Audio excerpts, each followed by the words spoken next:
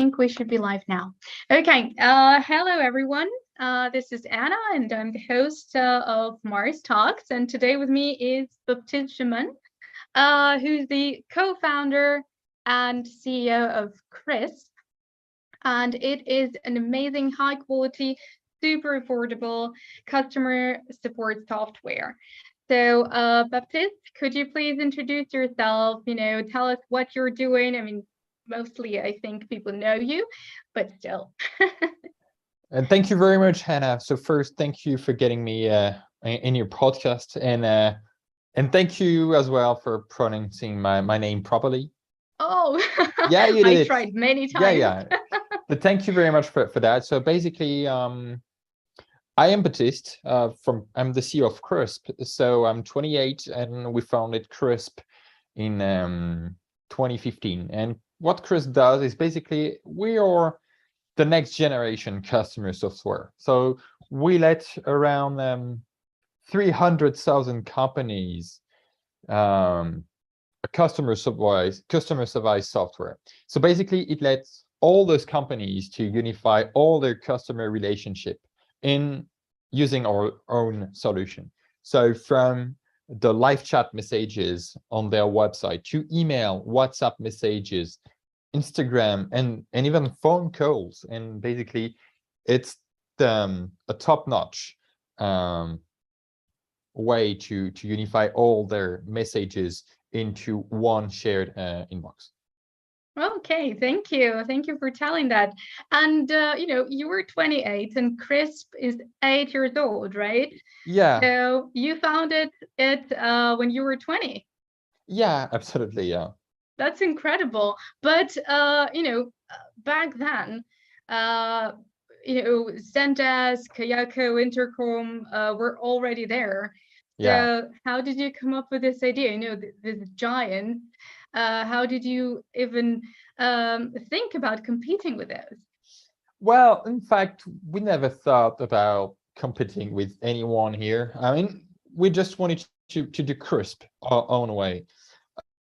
So yeah, I was 20 and I met Valerian, which is now my co-founder. He was 21. We were in the engineering school and we did many different side projects before. I mean, a ton of different side projects. And to be honest, most of the side projects failed. But yeah, we had some success on a few projects.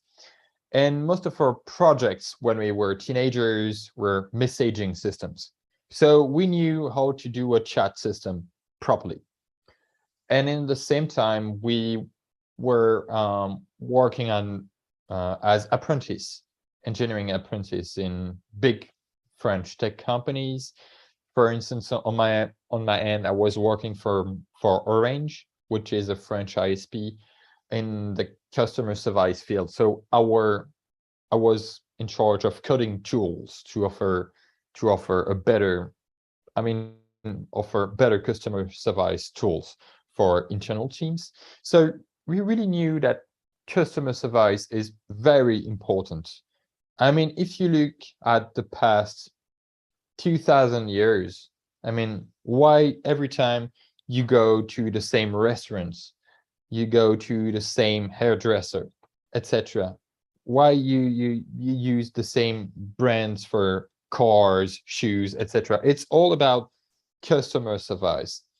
And in fact, startups, SMBs all need customer service. But back in 2015, all the tools were crazy expensive for SMBs. And in the same time, most of the tools were, ugly, bloatware, to be honest. And well, we thought all the users nowadays use WhatsApp, Facebook Messenger, Telegram.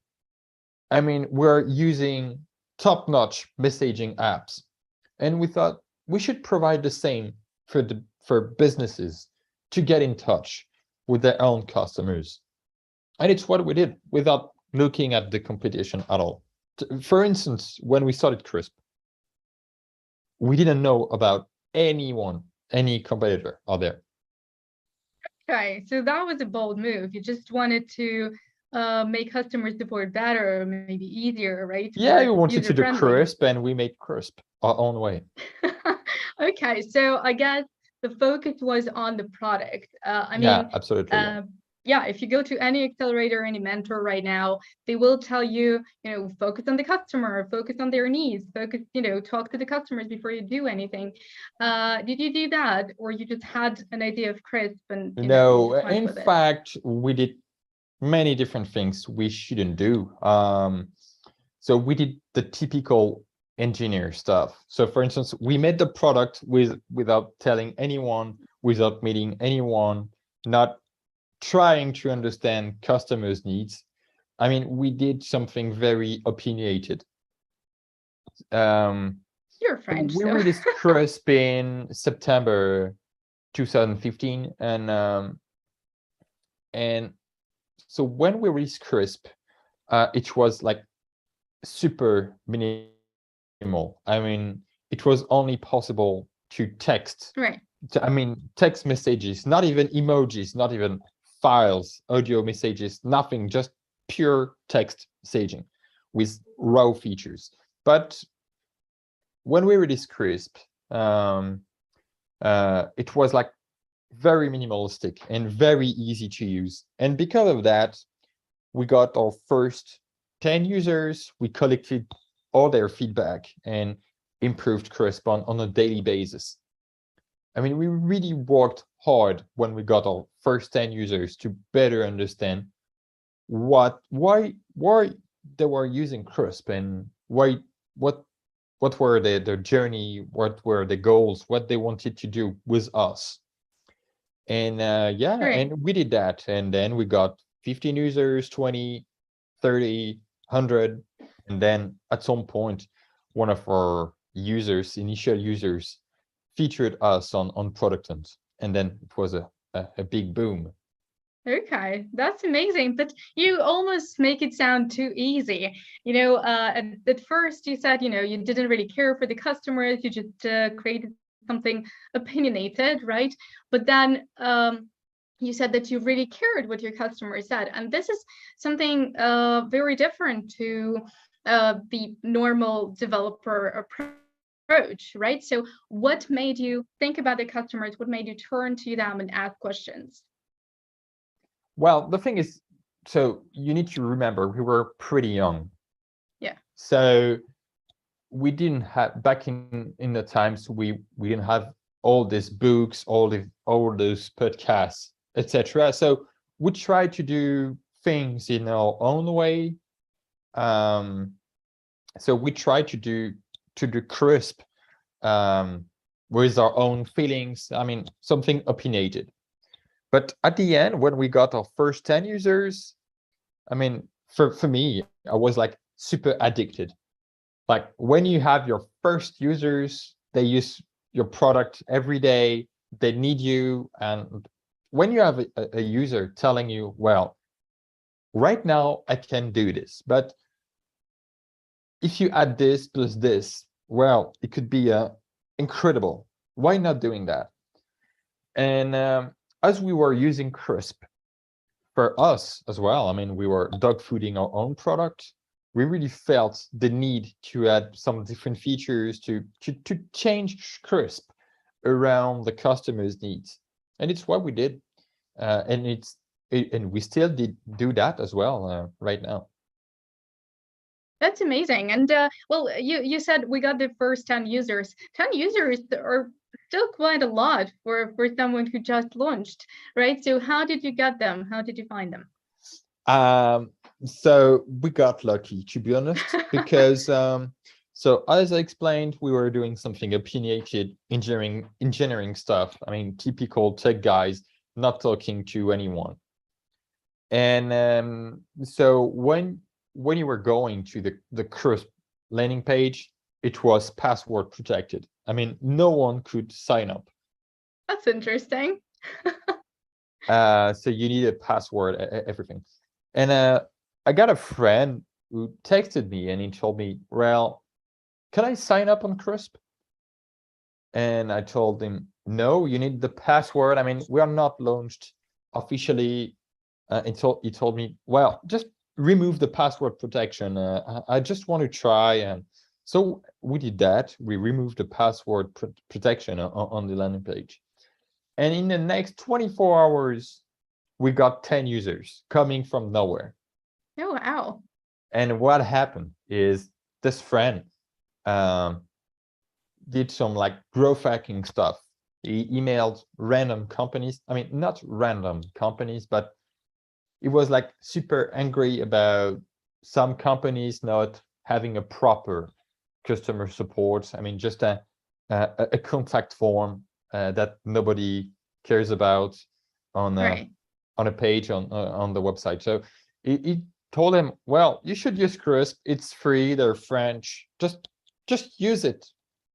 And yeah, this way. And I probably texted like email around 30 companies, and we got 10 of those companies using Crisp. So 1 out of 3, that's a good ratio. Yeah. It must have been a very angry email. We were like super lucky. Yeah, well, that's great. But are we talking users or paid customers? No, users. No, users. Right.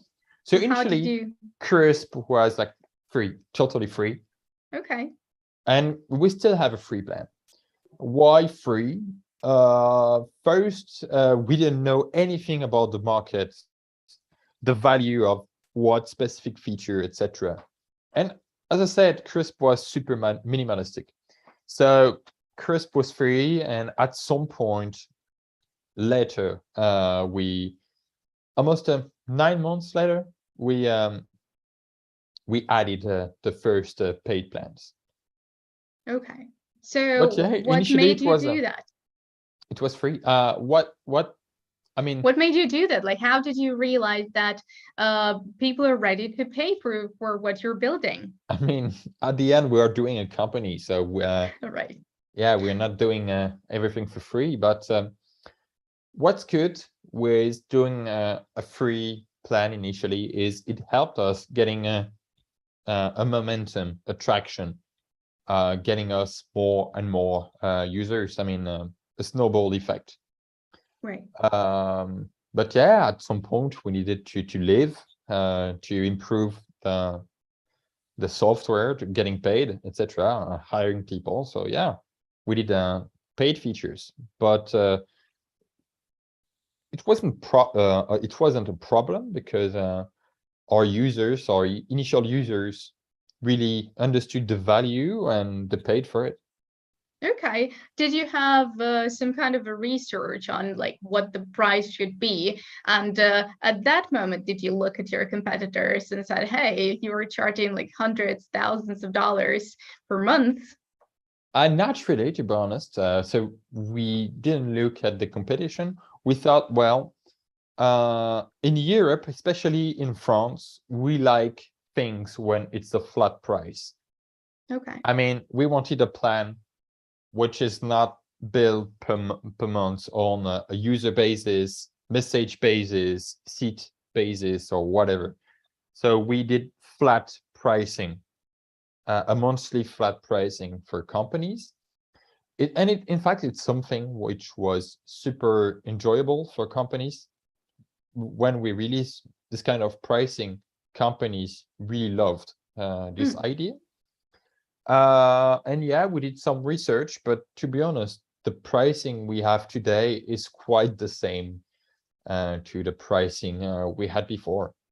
Right, and it's yeah, like you said, it's a fixed price. So is it just a cultural thing? So you just made it to be sure, it's no-brainer, you don't have to look it over, think it over. Yeah, it's just no-brainer. It's way easier for us to sell. Right. Right now we have some extras, paid add-ons, but yeah, at the end it's almost the same price. I mean, it's the same price with almost the same value, but yeah, just with small extras. But our customers really love that. At the end, they know that they're gonna pay, and for us, it's easy to sell flat price plans. Right. No, ultimately your customers like it. I mean, 200 million users, that's really impressive. And you're a tiny team. You Yeah, have what, 8 people? a bit Yeah. more, but Yeah. yeah, we are around 20 right now. Okay. All right. So my info is outdated, but still, I know that you're keeping the team small Yeah, intentionally. So, and again, everyone, and I've listened to a few podcasts with you. Everyone is super psyched about like the speed of at what you're able to present new features. Yesterday, and congratulations on that, thank you you very presented the much. new widget on Product Hunt, and you got to the first place. So that is super awesome. You have the fan base, you have dedicated developers. So, why not go all in, hire 50 more and just, ship all this new features even faster? But in fact, most companies hiring faster don't go faster because Okay, there is some complexity. When you hire more people, there is more internal complexity. right. It's the same for, I mean, you're not doing a baby in 1 month with 9 women. Just Oh, need, why not? it's not like that. I mean, you need some time to release some features, and yeah, bringing more people won't solve the problem. And if you look at most big tech companies right now, it's why they're firing engineers. And to be honest, I think it's good for them because those companies are so big. Yeah, They struggle moving because when you need to move with so many people, it's just so hard to move. And absolutely. because we are a smaller team, we better understand each other. We are all aligned. And yeah, it's just easier for us, more easy for us this way. Do you think it also increases like the responsibility and the feeling of ownership? Absolutely. Absolutely. Yeah. Yeah. Okay. And one thing which is important for us at Crisp is everyone does some customer support. For instance, developers for Crisp, when we release a feature, you're responsible for your own shit.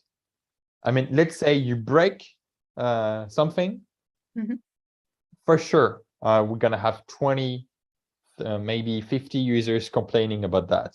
So Right. you're gonna have to handle all those customers one by one. You seem like a tough boss. Are you a tough No, boss? it's not tough. I mean, but when you do that, I mean, you feel responsible Right. and you really want to solve that problem.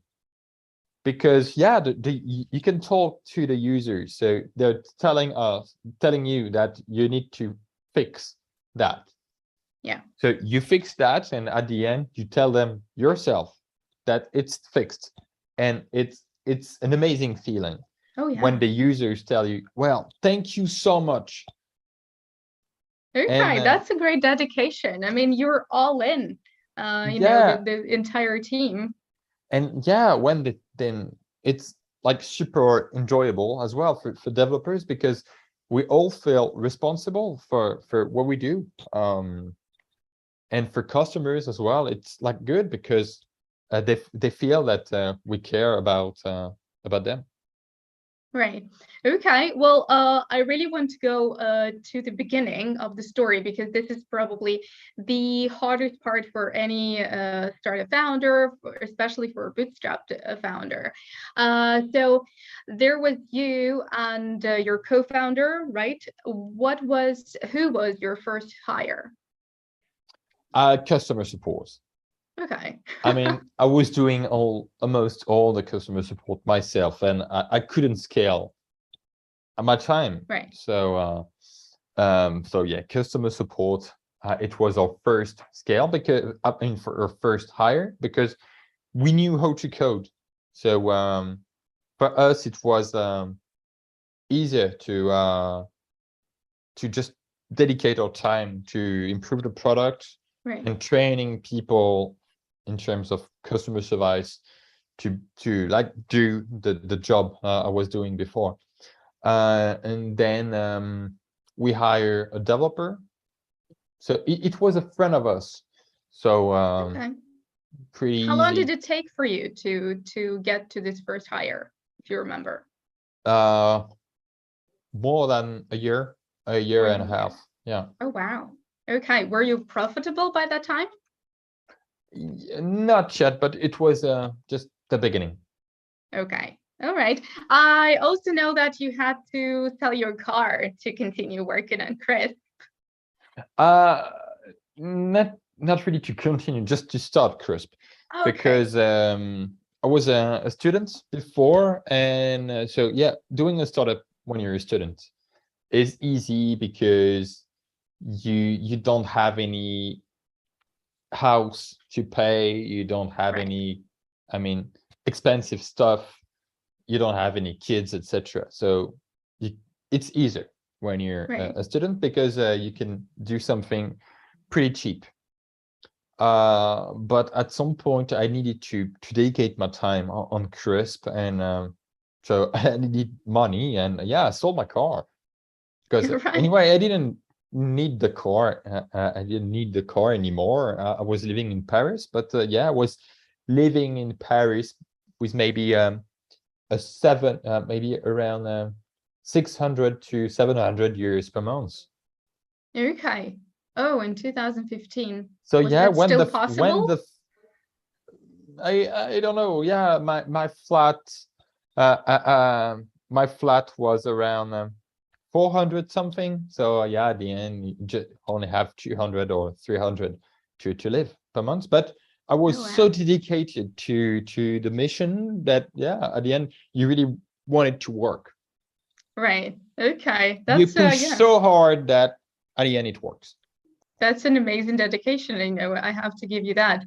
Um, okay. So how long did it take you to get to ramen profitable? Yeah, a year and a half. A year and a half. Okay. Well, that's not too bad, honestly. So yeah, great job. All right. So what was your target audience? And I know that it branched out a lot, and during COVID you had really funny stories with the audience that came to Chris. But what was the initial market that you wanted to enter? So it really changed over the time. I mean, initially we were targeting very small companies, solo startup founders, freelancers, etc. But over the time, the product changed because as we dog food our own product as well, Crisp evolves around our own needs as well. But Right. over the time, yeah, our target audience was bigger companies. Right now, the targeted audience is companies having around 10 to 20 employees. It's the Okay. best fit for us. We have companies like everywhere in the world, like in more than 100 different countries. Oh, also, how did that happen? I mean, did you intentionally go and promote Crisp globally, or how did this happen? Uh, as we are a French company, English is not my main language. So, French people, we like speaking French, we like having websites in French, etc. So we translated everything, the website, the app, in French. And when we did that, we had customers asking us, well, can I translate the app in Spanish? Can I translate the app in Polish? Can I translate in Italian, etc., Chinese? And now Crisp, the chat system is translated in more than 58 different languages. Oh, wow.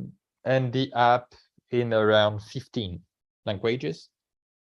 That's So, amazing. And what is the biggest market now? the US. US. Okay. That's yeah. But uh, yeah, we have customers all around the world. And to be honest, most of American companies just don't care about that. because Okay. for them, like English is like they only value English. Right. But yeah, as French people, we felt, well, we need to translate everything, and it's something that really worked very well for us.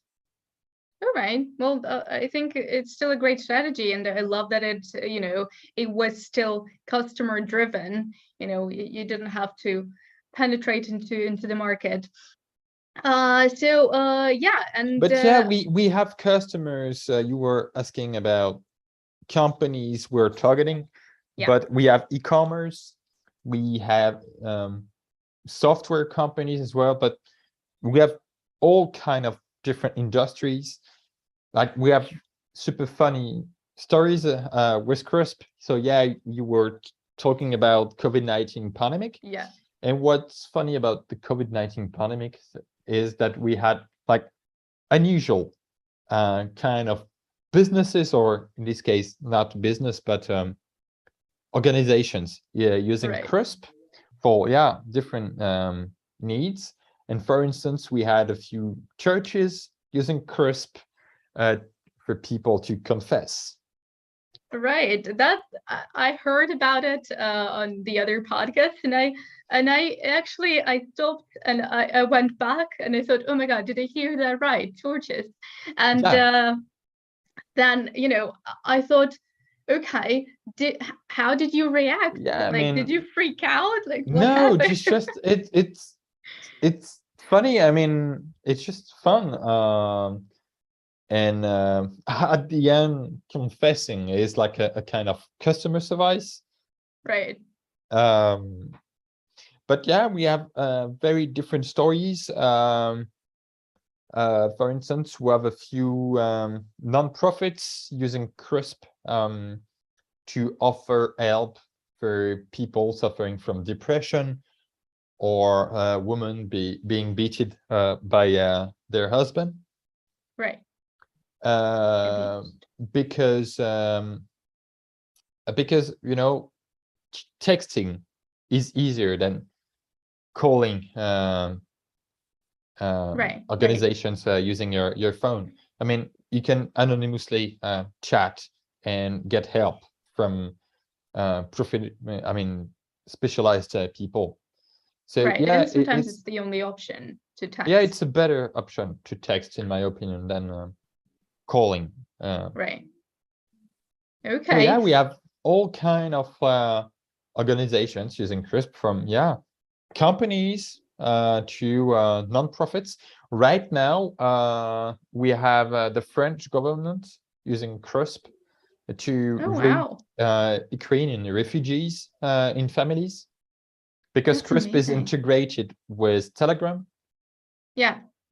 And I know And another big, huge integration is coming with yeah, we're gonna WhatsApp. have a WhatsApp integration as well. But yeah, in Ukraine, most people use Telegram. Plus, Yes. Crisp can automatically translate messages.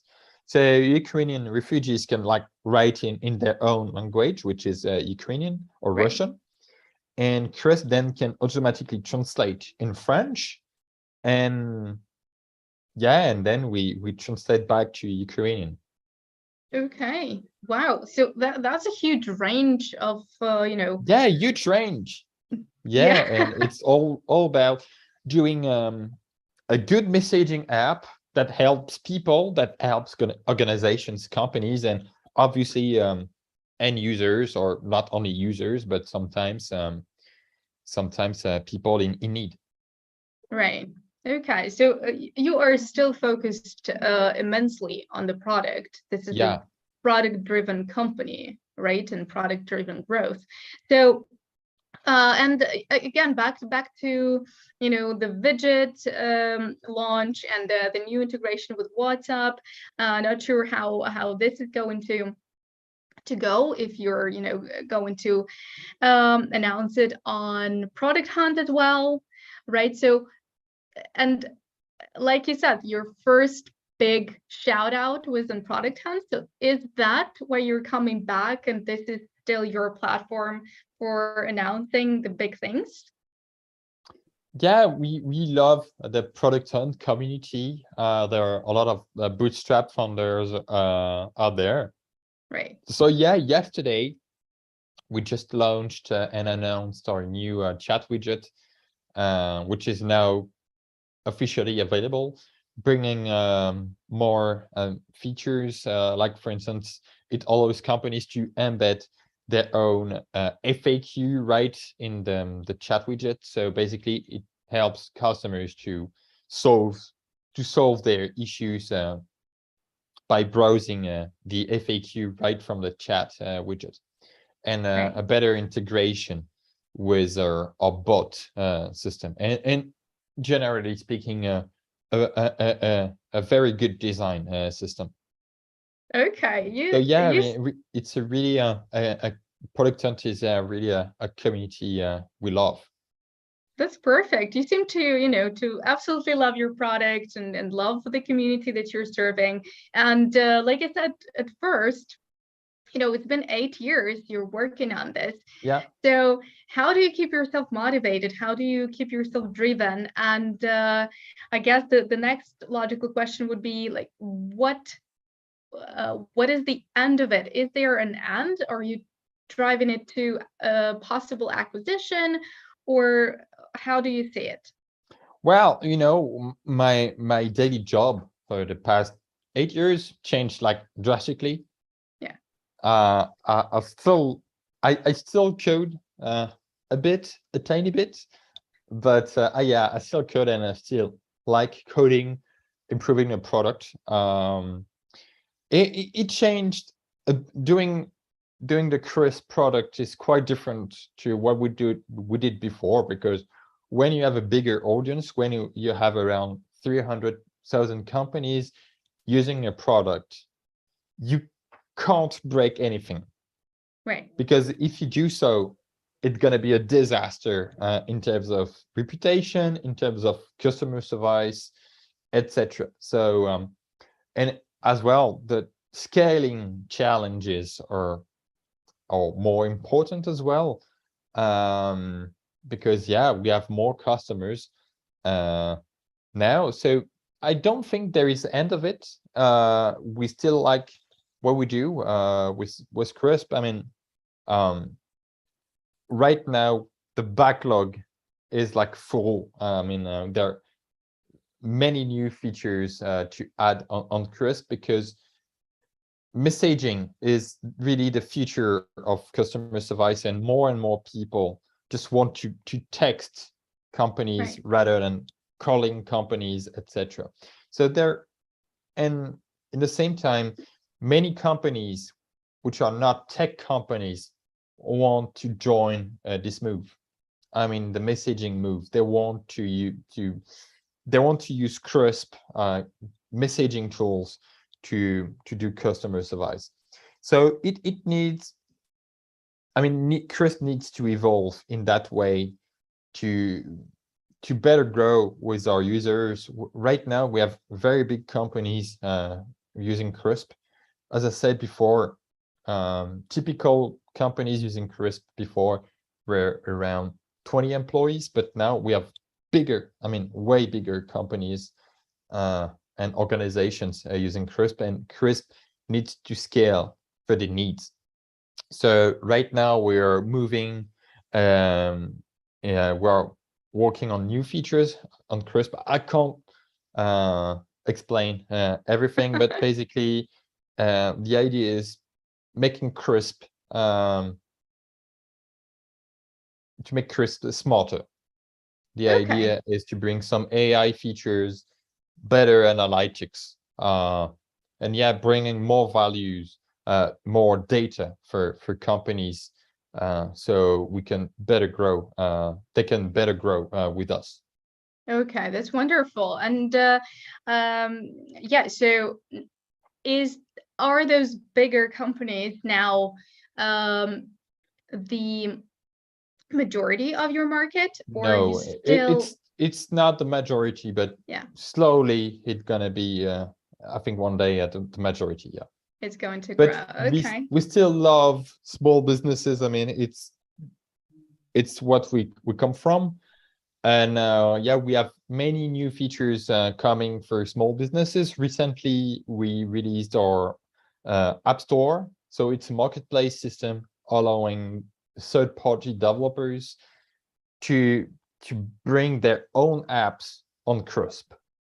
Oh, wow. So at the end, That's Crisp is like exciting. an iPhone for customer service. It's like an OS. I mean, you can install apps on Crisp, and Crisp can change around the apps you install. So Wow. yeah, Okay. we have very cool apps on Crisp. For instance, when you have a feedback from a customer, you can automatically add the feedback to your backlog. And then once the feature is done, it's going to automatically push an update to all the customers having this feature request. For instance, now it's possible to refund a customer in a single click. Crisp is integrated with Stripe. So when you have someone wanting an invoice or whatever in a click from Crisp, you can access to all the payments, invoices, you can refund. We are integrated with Shopify. So let's say you're a business selling shoes and one of your customers didn't receive a package, you can Right. track the package, like boom, you know where the package is. And yeah, That's amazing. right from the inbox. And all those features works globally, like from the live chat on the website, email, WhatsApp, whatever. It's the same experience for everyone. Oh, I think, well, obviously, you're really invested in this topic, because I can see, the energy that you care so much. But I love the vision also, and I think it really aligns with what Mars is doing. So I hope we can take this conversation somewhere else and maybe discuss some kind of collaboration here. But yeah, like you said, the majority of businesses that you're serving are small indie makers, bootstrap companies. Are there some advantages or maybe disadvantages to serving these groups? So you mean advantages and disadvantages of being bootstrapped? No, like for example, like you're serving the small teams, small startups Yeah. are buying Crisp, right? Usually, well, obviously there's not enough resources, not enough funding. Is there, I don't know, some special thing that you have for these businesses, maybe some kind of partnerships that you have with them? So is there something special that makes you still, stick to this market? I mean, I think our pricing is very good for all this audience. We really love this audience as well. It's very like good to they really recognize us as a company, as a good company. I mean, a Right. good brand, etc. And it's for instance funny for us going abroad in co-working spaces, and we see people using Crisp, and they don't even know we are the Crisp's founders. Do So you and do yeah, you it's just go to them? but yes, obviously, yeah. But what's complicated, obviously, when we have so many small businesses is customer service. Yeah. So for that, we rely on a strategy which is the customer-driven development. I mean, support-driven Yeah. development. So the idea is to keep the ticket flat. Mm-hmm. And how Right. to achieve, even if you have more and more customers. So how to achieve that is you mean to improve everything on a daily basis. Everything Right. needs to be as simple as possible. So, I mean, the best customer service is when customers don't even need to contact you because they don't even have any Right. problem. And Okay. it's really what you need to do when your audience is SMBs and you have many small SMBs. you need to use this kind of strategy to keep the tickets and everything as flat as possible. You're right. Oh, love Otherwise, it. it's just impossible to scale. Absolutely. All right. So yeah, where you were coming from and like what kind of challenges there were. So what was the biggest challenge for Crisp so far? Well, when we started Crisp, I mean, we were only two, my co-founder and I. So when we released Crisp, it was very complicated because, I mean, we were new on the market, where there were many competitors that we discovered, Yeah. and Crisp was lacking many functionalities to compete with all those giants. So we had to go as fast as possible to fill the gap, Yeah, between the competition and us. And yeah, it was very tough for a few years to achieve that. And there are obviously things to improve, still things to improve, but it was very complicated to start with no funding and filling the gap with the competition. right. Okay. And now you're right there, I think with the big guys. So do you think that the competition, or what you thought was your competition now, actually try to look at you and maybe Yeah, learn something obviously, from you? but not only new players, but existing players, Right. very big players. Yeah, we know that. That, I mean, at the end, it means that we do something good. That's true. Is that why your Twitter has David and Goliath there? Yeah, Is that the metaphor? yeah, because sometimes you need to compete with giants, and I can't discuss all the details, but yes, Sure. doing a startup like Crisp is like Silicon Valley. I Yeah. mean, the TV show. I don't know if Yeah. you Yeah. I'm watch watching it this now. TV show, but almost everything in this TV show is real. It's true. Yeah, Okay. it's true. Yeah. So and yeah, we experience, and we still experience real stories from Silicon Valley, the TV show. So yeah, sometimes you need to fight with giants, and That's you need to crazy. find solutions or lawyers to solve very big problems. And we were not expecting uh, to be like that when we started Right. CRISPR, when we were like 20 or 21.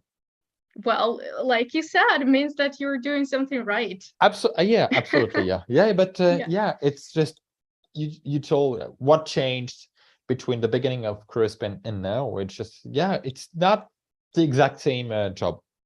Right. Absolutely.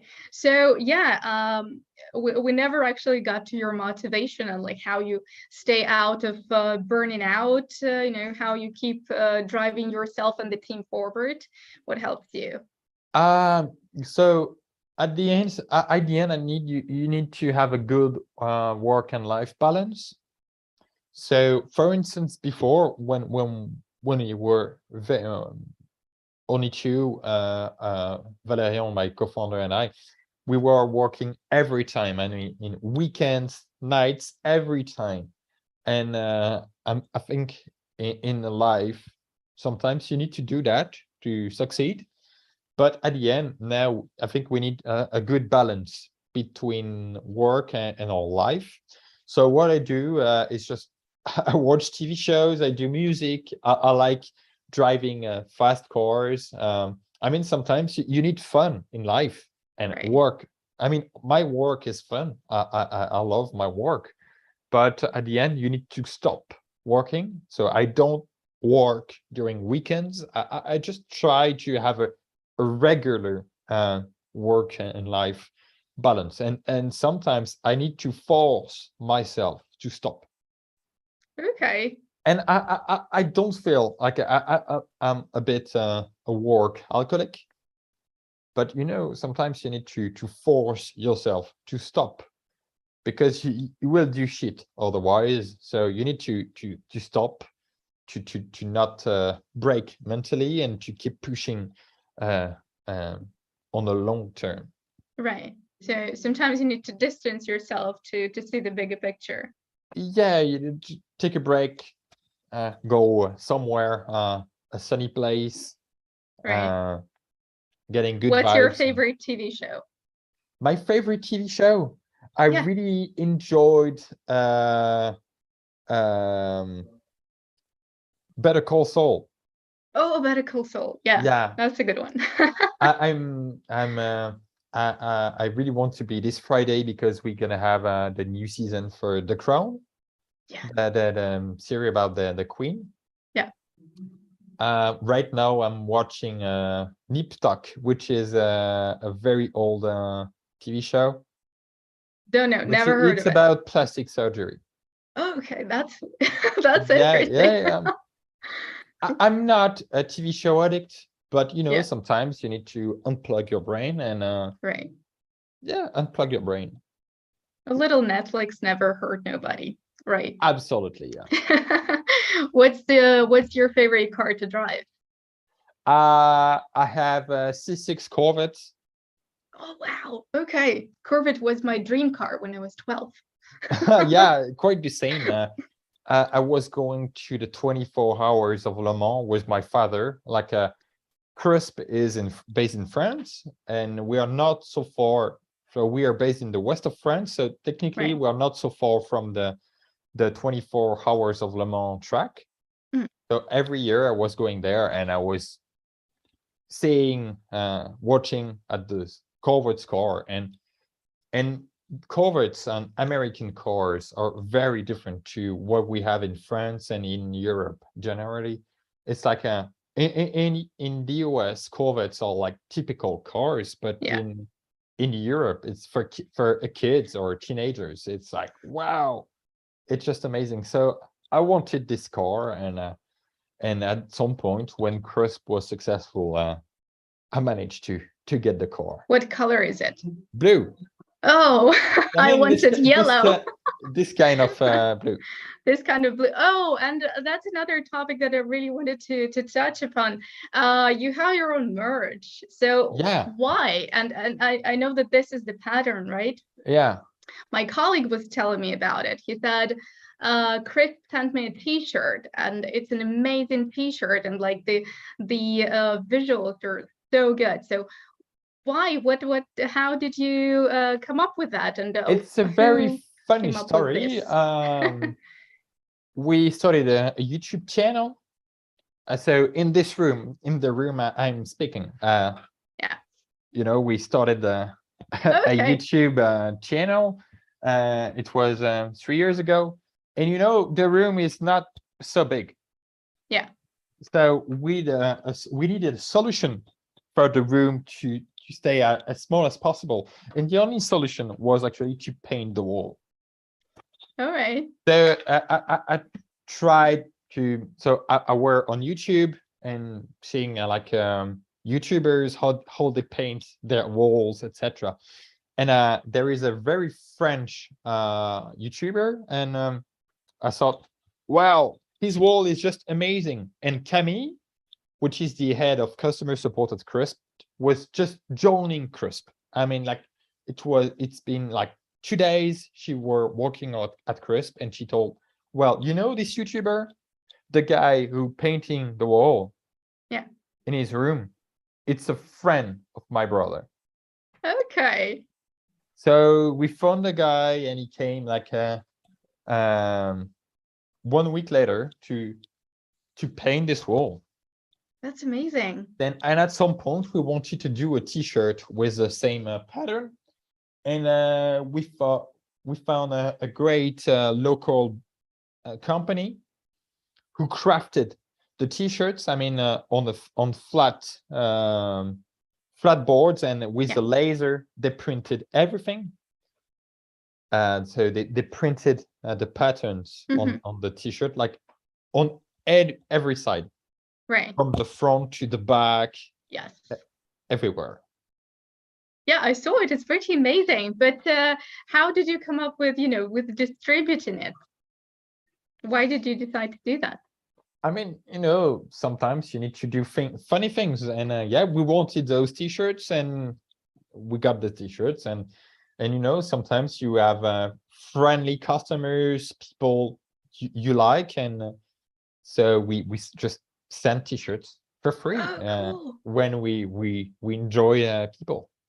Oh, right. Oh my God, I want one. Yeah, sure. Yes, that worked. Okay, and yeah, well, that's amazing. I mean, you spilled all the bins. But as always, at the end of the podcast, I asked for the best advice that you could get for the startup founders, and especially for the bootstrapped ones. So, what would be yours? To listen to your customers. I don't know, to be honest. I don't think I have any advice. I mean, sometimes the best advice is to not listen to any advice Right. and to do things your own way. True. Okay. Well, I think it's still a good advice. Yeah, I hope so. All right. Well, again, congratulations on the product hunt, and good luck with the next launch. I mean, with the one with WhatsApp, I think it's huge. So congratulations. And yeah, hopefully we can do it again, maybe in a couple of years when you take over all the rest of the customer service. Thank you very much. Okay.